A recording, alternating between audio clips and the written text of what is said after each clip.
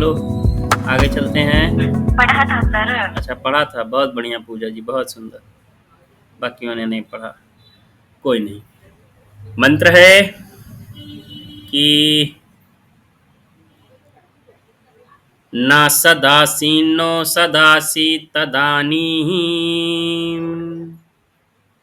नासीद्रजो no Vyoma परो यत् किमावरीवः कुह कस्य शर्मन् अम्भा किमासीत् गहनं गभीरम् न असदासीत् न सद आसीत न असद आसीत, ना तो सत्य ना तो असद था और ना ही सत्य आसीत ना तो सत्य था। ना असत था ना सत्य था और नासीदज्रजो नो व्योमा परोयत। व्योम यानी आकाश, व्योम यानी आकाश, और रजो मतलब पृथ्वी। रज धूल बोलते हैं ना पृथ्वी कण को, रज कण या धूल कण, तो रजो यानी पृथ्वी। पृथ्वी से लेकर के पाताल तक, अंतरिक्ष तक, परोयत जो कुछ भी इन सबके परे था। जब सृष्टि नहीं थी तो ना तो असत था ना तो सत था, ना ही पृथ्वी थी ना पाताल था, ना पृथ्वी पाताल अंतरिक्ष के अलावा कुछ था, कुछ भी नहीं था। कि मावरी वह कुह कस्य शर्मन्नम्भ। इसको बिग बैंग थ्योरी के साथ बहुत रिलेट करके लोगों ने रिसर्च लिखा है और बहुत बढ़िया रिसर्च है। बहुत लोग एडमायर करते हैं इस सूक्त को। किमावरी वह कुह कस्य शर्मन्नम्भ, क्या कह रहे हैं? कस्य शर्मन्नम्भ कह रहे हैं किम आवरी, वह जो आवरण है जिसने सबको क्या कर रखा है, ढक रखा है, वो क्या था? और कुह, और कहाँ था? वो जिसने सबको ढक रखा है, किम क्या है वो, और कुह कहाँ का है? कस्य शर्मन्नम्भा, और वो किसकी शर्मन में है, किसके संरक्षण में है, किसकी रक्षा करता है? किमासीत गहनम गंभीरम, और यह जो गंभीर अत्यंत शांत गहराई वाला जल है वो क्या है? किम आसीत, वह क्या था? गहनम गंभीरम, अत्यंत गंभीर गहन, जहां तक पहुंचा नहीं जा सकता है, इतनी गहराई वाला जल जो कुछ भी था वह क्या था? सृष्टि से पहले असत नहीं था, सत नहीं था, अंतरिक्ष नहीं, आकाश नहीं, पृथ्वी नहीं। जिसने सबको ढक रखा था वह कौन था? कहां से आया? क्या था? किसका रक्षण करता था? किससे रक्षित होता था? यह जल इत्यादि समस्त दिखने वाली चीजें कहां से थी, कैसे आई? यह सब कुछ नहीं था। कब? जब सृष्टि सृष्टि नहीं थी। मेरी बात समझे? समझे? जी सर। है ना, कुछ नहीं था। अब देखो अगला मंत्र। न मृत्युरासीदमृतं न तरहि न रात्र्या अहना प्रसीत प्रकेत आसीत् प्रकेतः आनीदवातं सदया तदेकं तस्माद्यन्यत्रः परः किं चनास। न मृत्युरासीद अमृतम न तरहि, ना तो उस समय मृत्यु थी और ना ही अमृतम, और ना ही जीवन था। ना तो मृत्यु थी और ना ही जीवन था, और ना रात्र्या न अनहा, और ना तो रात्रि थी ना तो दिन था। मतलब ना तो मृत्यु थी न जीवन था, न रात्रि थी न दिन था। और आनीद वातम सुदया तदेकम, वातम सुदया, वात वायु से युक्त,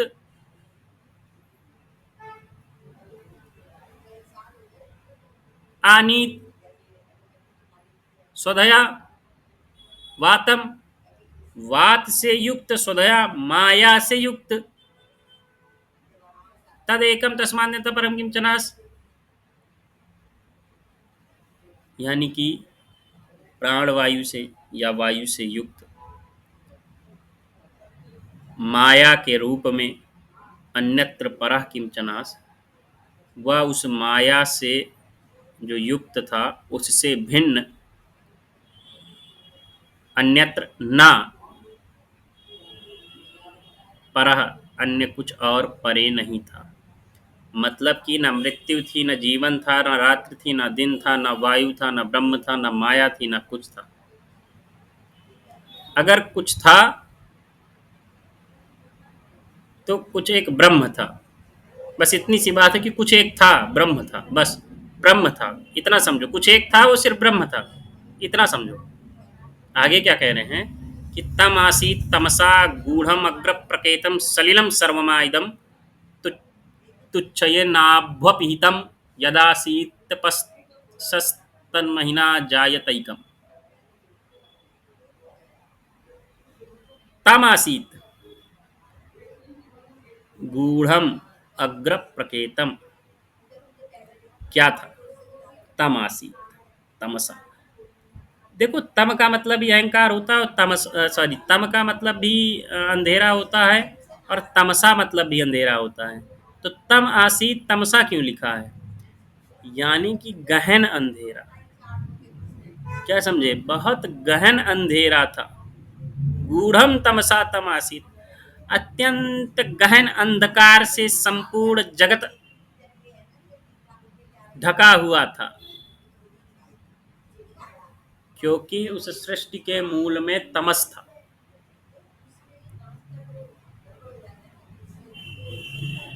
और अग्रम प्रकेतम, अब प्रकेतम का मतलब हो गया ज्ञान, जानकारी। प्रकेतम का क्या तात्पर्य हो गया? ज्ञान। और इस और यह सब जानते थे कि सलिलम सर्वमाइदम, कि यदि बाद में कुछ हुआ तो सिर्फ और सिर्फ सलिलम जल था। क्या था? जल था। तुच्छये नाभ्वपीतम,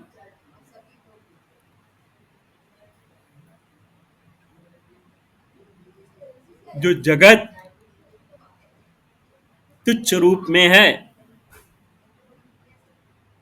जो जैसा था, तन महीना जायतैकम, वह उस मतलब पता नहीं। हमने तो अपनी श्रद्धा से ब्रह्म कह दिया, लेकिन कहीं यहाँ पे नाम नहीं मिलेगा। महीना जायतैकम, तन महीना, उसकी महिमा से जायतैकम उत्पन्न हुआ। उसकी महिमा से क्या हुआ? उत्पन्न हुआ। माने कि सब कुछ पहले अंधेरा था, क्योंकि सब कुछ तमोयुक्त था, सारा संसार जलमग्न था, तुच्छ ज्ञान से संपूर्ण संसार आच्छादित था। फिर उसकी महिमा से यह सब कुछ उत्पन्न हुआ। यहाँ कोई नाम नहीं है किसकी महिमा से, यही इस सूक्त की बड़ी विशेषता है। तन महीना है, कर लो व्याख्या। भगवान शंकर से उत्पन्न हुआ, श्री राम जी से उत्पन्न हुआ, अल्लाह अकबर वालों से उत्पन्न हुआ,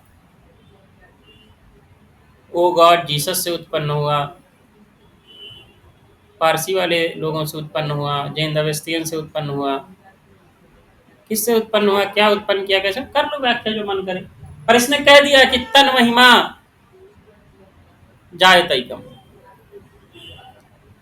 वो उसकी महिमा से उत्पन्न हुआ।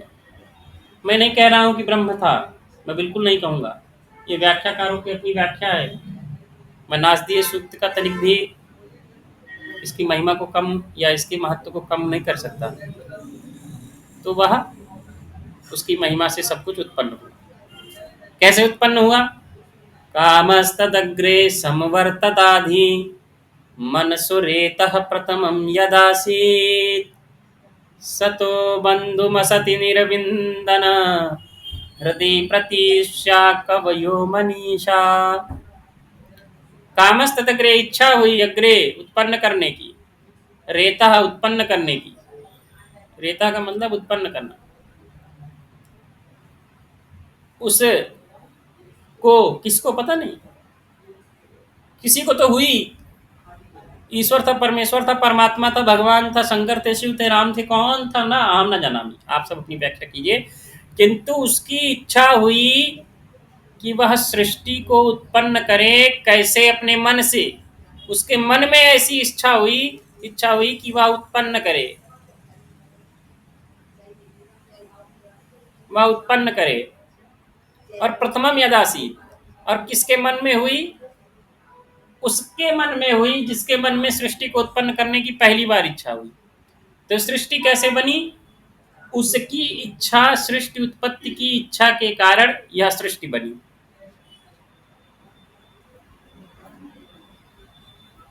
और सतो बंधुम सति निर्विंदन हृदय प्रतीक्षा कवयो मनीषा। जितने भी विद्वान लोग हैं, कवयो विद्वान लोग, मनीषा, कवयो मतलब दूरदृष्टा लोग, मनीषा विद्वान लोग, उन्होंने अपनी अपनी बुद्धि से, हृदय प्रति से, अपने हृदय में इस बात का चिंतन किया और बंधुम असति, और इस जगत का वह जो असत कारण बंधु है, जो इस जगत का मित्र असत है, उसका अन्वेषण किया। सृष्टि की उत्पत्ति होने के बाद आचार्यों ने, विद्वानों ने, क्रांतिदर्शियों ने, दूरदर्शियों ने अपने हृदय के अंतर इस बात का चिंतन किया और उन्होंने इस सृष्टि के, इस जगत के बंधु रूप में विख्यात असत तत्व का अन्वेषण किया।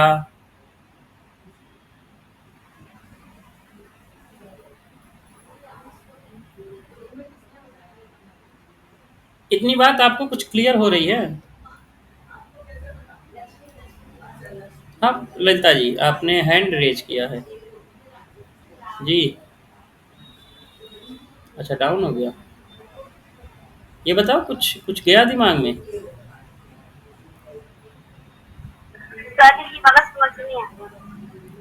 तीसरा वाला? चौथा? चौथा वाला सर। ठीक है, बता दूंगा। और किसी का कुछ? अच्छा, किसको कुछ भी नहीं समझ में? ईमानदारी से बताओ, कोई टेंशन नहीं है, महत्वपूर्ण सूक्त है। जिसको कुछ नहीं समझ में आया है, कोई ऐसा?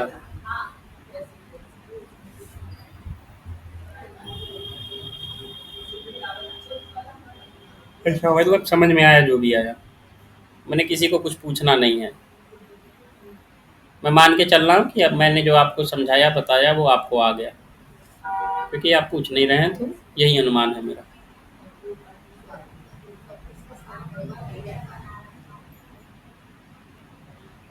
ललिता जी कह रहे हैं कि कामस्तदग्रे समवर्तताधि मनसो रेतः प्रथमम यदासीत।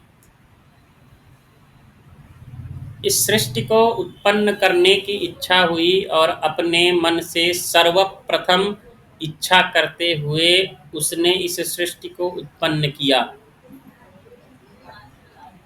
सतो बंधु मसित, और जब सृष्टि उत्पन्न हो गई तो कवयो मनीषा, तो विद्वानों ने, क्रांतदर्शियों ने अपने हृदय प्रतीक्षा, अपने हृदय में इस बात का चिंतन किया कि जो जगत है, अपने हृदय में इस बात का चिंतन करते हुए कि जगत का जो बंधु है वह असत, उसका अन्वेषण किया।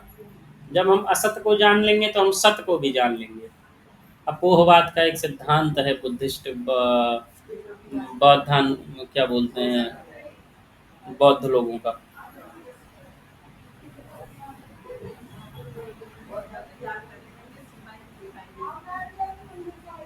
कि ब्रह्म को जानना है तो उसको जानने के दो कारण हैं। या तो ये जान लो कि ब्रह्म क्या है, या तो ये जान लो कि क्या ब्रह्म नहीं है। अगर आपने यह जान लिया कि क्या ब्रह्म नहीं है, तो आपको पता चल जाएगा कि यह ब्रह्म नहीं है, यानी इससे भिन्न यह ब्रह्म है। मेरी बात समझे क्या? तो कुछ वही बात कही जा रही है, असत का अन्वेषण कर लिया, ढूंढा। आगे चलते हैं। तिरश्चीनो विततो रश्मिरेशमसधा स्विदासीदुपरि स्विदासीत् रेतोधा आसन महिमान आसन्तः स्वधा अस्वात् अवस्तात् प्रयतिः परस्तात्। देखो क्या कह रहे हैं। देखो, अब इसमें फिर एक शंका उत्पन्न कर रहे हैं कि यह जो संसार है,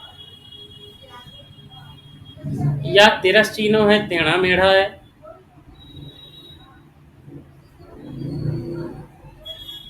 रश्मि रेशाम अधा, सूर्य की रश्मियों की तरह क्या यह संसार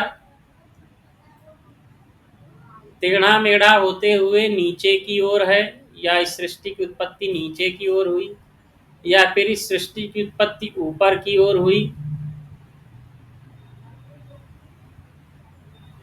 और रेतोधा आसन महिमान, और जिसने भी इस सृष्टि के बीज रूप को धारण करने वाला है,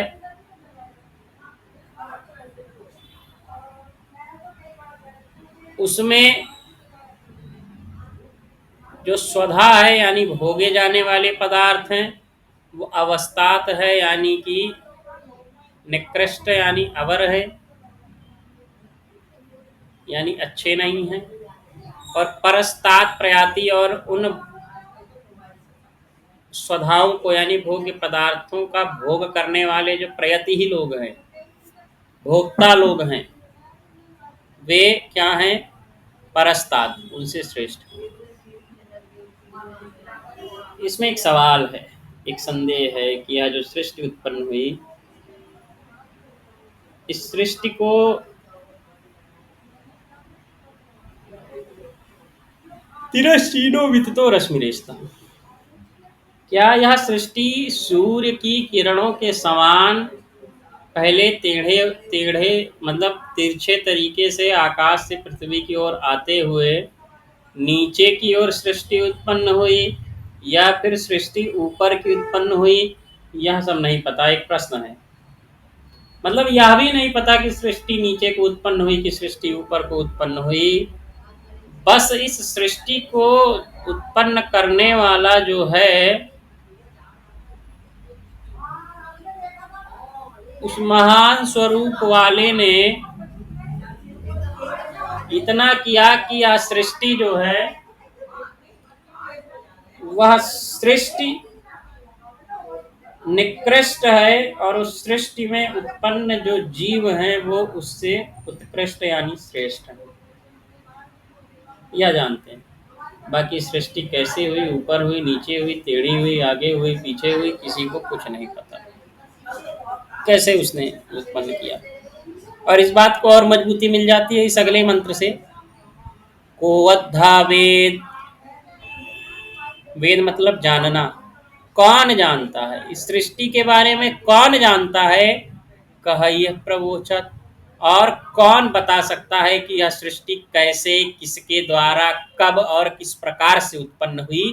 या कौन बता सकता है इस सृष्टि के बारे में? कौन जानता है? कुत अजाता कुत इयम विसृष्टि, मतलब यह सृष्टि कैसे उत्पन्न हुई, यह सृष्टि कैसी है, इसके बारे में कौन जानता है? कौन बता सकता है? अरवाग देवा अस्य विसर्जनेनाथा को वेद यत आप भूव। और यह सृष्टि अरवाक, यह सृष्टि कहाँ से आई है? को वेद, कौन जानता है? क्योंकि अस्य देवा आ बभूव अरवाक, क्योंकि इसके देव, क्योंकि इस सृष्टि के देवता भी सृष्टि के बाद ही उत्पन्न हुए हैं। मने एक बात को हम कह लें कि देवता लोग बता लेंगे कि सृष्टि कैसे, कहां से, कब आई, किंतु यहाँ तो विडंबना ये है कि सृष्टि उत्पत्ति के बाद देवता उत्पन्न हुए हैं। अतः को वेद विसर्जन था, अतः कौन जानता है? अरवाक का मतलब बाद में, सृष्टि के बाद में देवताओं की उत्पत्ति हुई है। अतः कौन जान सकता है इस सृष्टि के यथार्थ रूप को? कौन बता सकता है? यानी कोई नहीं बता सकता है। और इयम विसृष्टिर्यत आबभूव, सातवां मंत्र, इयम विसृष्टिर्यत आबभूव यदि वा दधे यदि वा न। बहुत महत्वपूर्ण पंक्ति है ये पंक्ति। और सोअंग वेद यदि वा न वेद, बहुत महत्वपूर्ण। इयम सृष्टि यत आबभूव, जहां से यह सृष्टि आबभूव उत्पन्न हुई है। यदि वा दधे यदि वा न दधे, इस सृष्टि को किसी ने धारण किया है कि नहीं किया है, ये भी नहीं पता है। और यो अस्य अध्यक्षा परमे व्योमन सो अंग वेद यदि वा न वेद। यहां तक की इसमें बात कह दी गई कि जो इस सृष्टि का अध्यक्ष है, देवता है, स्वामी है, मालिक है, क्या वह इस सृष्टि को जानता है कि नहीं जानता है? यदि वह नहीं जानता है तो इस सृष्टि को कौन जान सकता है? मतलब इस सृष्टि को बनाने वाला भी सृष्टि को नहीं जानता है, इस जगत को नहीं जानता है।